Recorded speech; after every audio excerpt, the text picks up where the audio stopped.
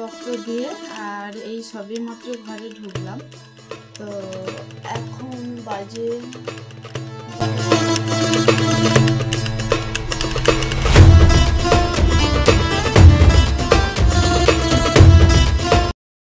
Hello everyone, good morning. আমি নমিতা। আমার আরও একটি নতুন ব্লগে তোমাদের সবাইকে অনেক অনেক স্বাগত। ঘড়ির কাঁটায় এখন ঠিক সকাল 10টা বাজে। বড়দের অনেক অনেক প্রণাম আর ছোটদের অনেক অনেক ভালোবাসা জানিয়ে আজকে ব্লগটি এখন থেকে স্টার্ট করছি।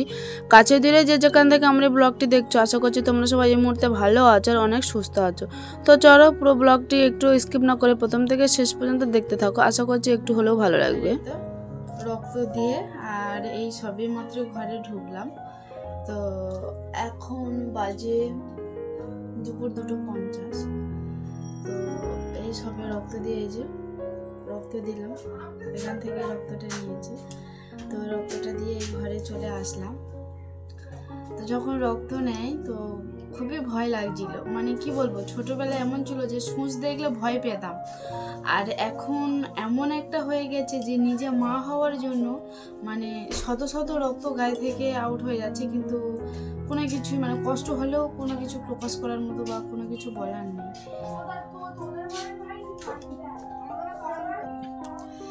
এই যে মানে কি নভেম্বর মাসে যে অক্টোবরের লাস্টের দিকে যে প্রচুর অসুস্থ হলাম, তাতেও এরকম রক্ত নিয়েছিল। তো 3 কৌটোটা হচ্ছে, তোমরা যারা রক্ত দাও নিশ্চয়ই জানো যে এরকম লম্বা মতো শুরু করে এরকম কৌটাতেই রক্ত নেয়। তো আমার 4-5 রকমের টেস্ট থাকে, তো তার জন্য 3 কৌটা করে তো রক্ত নেয়। তো অক্টোবরের মাঝামাঝিতে সেখানেও 3 কৌটা রক্ত নিয়েছিল কিছু টেস্টের জন্য, যখন খুব অসুস্থ হয়ে গেছিলাম। আর আজও এখান থেকে 3 কৌটা রক্ত নিল। তো এরকম আমি প্রায় দিতে থাকি বছরে, মানে বছরে 3-4 বার তো রক্ত দিতেই থাকি, কারণ আমার টেস্ট ঘন ঘনই হতে থাকে। তো জানি না ভগবান আমার মানে এই দিনগুলো কবে পার করবে, বা এই দিন মানে এই যে অনবরত টেস্ট হচ্ছে যে এই যে ভগবান মুখ তুলে তাকাবে, আমি সেটা জানি না। তো কি বলবো, একটা মেয়েই সব কিছু পারে, একটা মা ডাক শোনার জন্য, একবার মা ডাক শোনার জন্য। তো আজ এই যে দেখো, আজ দেখা যাচ্ছে না, লাইট পড়ছে তো দেখাচ্ছি আমি তোমাদের। তো আজকে শুধু রক্ত রিপোর্ট হলো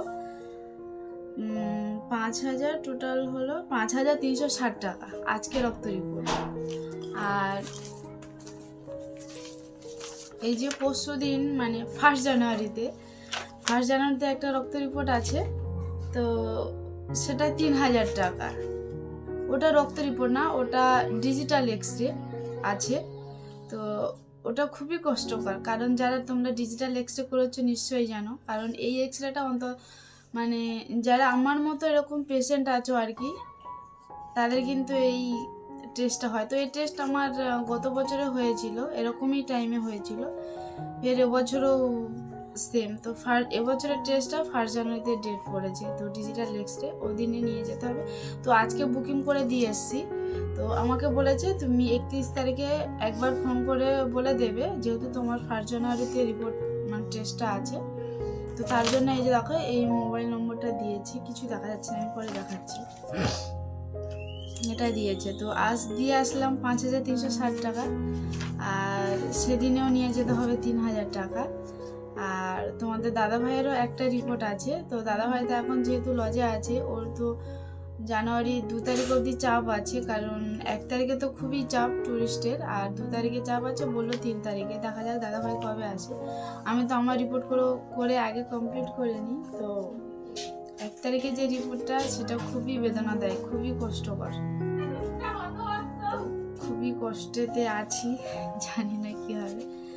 তো ডাক্তার দেখানোর ডেটও বৃহস্পতিবার, মানে বুধবারে 1 তারিখ, জানুয়ারি 2 তারিখে ডাক্তার দেখানোর ডেট আছে।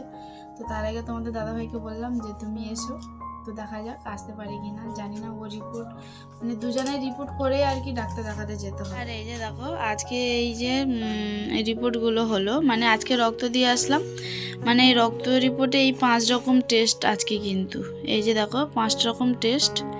তো এই যে দেখো একটা রিপোর্ট আছে তোমার এই যে 810, একটা রিপোর্ট আছে 760, আর একটা রিপোর্ট আছে 760, আর একটা আছে এই যে 2380 টাকা, আর একটা আছে এই যে 650 টাকা, টোটাল 5360 টাকা। আমি আজকে অ্যামাউন্ট পেড করেছি 4800 টাকা, আর রিপোর্ট নিতে যাব 560 টাকা দিয়ে আসবো। এই যে দেখো 560 টাকাটা ডিউ। তো এই যে ওয়েল কিনে গেছিলাম গড়িয়াতে, আর ওই যে ডিজিটাল এক্সরে করাবো, তো তার জন্য আগাম বুকিং করতে হয়। তো আজকে বুকিং করে এসেছি, আর আমাকে বললো এই নম্বরটাতে তুমি ফোন করবে। তো এই নম্বরে ফোন করলে মানে 31শে ডিসেম্বরে আমাকে ফোন করতে বলেছে, যেহেতু আমার জানুয়ারি 1 তারিখে রিপোর্ট মানে টেস্ট আছে। তো আজকে বুকিং করে দিয়েছে, আমাকে একবারে 31 তারিখে ফোন করতে বলেছে। তার জন্য এই যে দেখো নার্স দিদি এই নম্বরটা লিখে দিয়েছে। আর এই যে উপরে যে নম্বরটা কালে দেখতে পাচ্ছ, এই নম্বরে হোয়াটসঅ্যাপে প্রেসক্রিপশানে ফটো দিতে বলেছে। 31শে ডিসেম্বর রিপোর্ট করেছিলাম, ডাক্তার দেখিয়েছিলাম। এই যে দেখো কত প্রেসক্রিপশন জমা হয়েছে। দেখো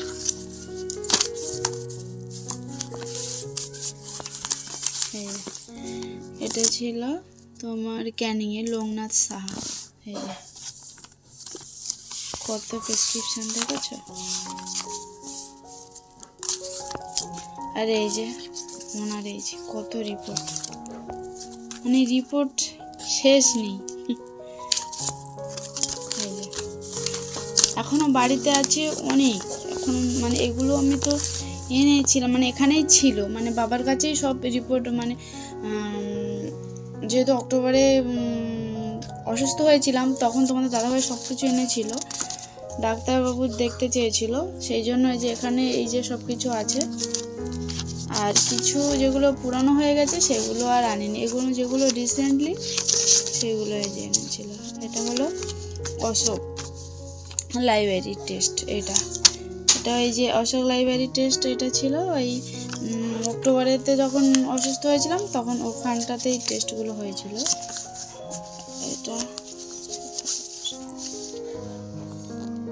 এটা এই যে তোমাদের দাদা ভাইয়ের রিপোর্ট, শতাব্দীতে, এটা ক্যানিং।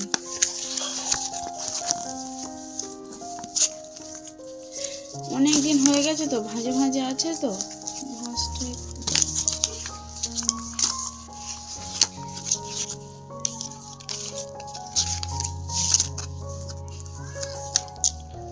এই যে দেখো এতগুলো কাগজপত্র সব। এই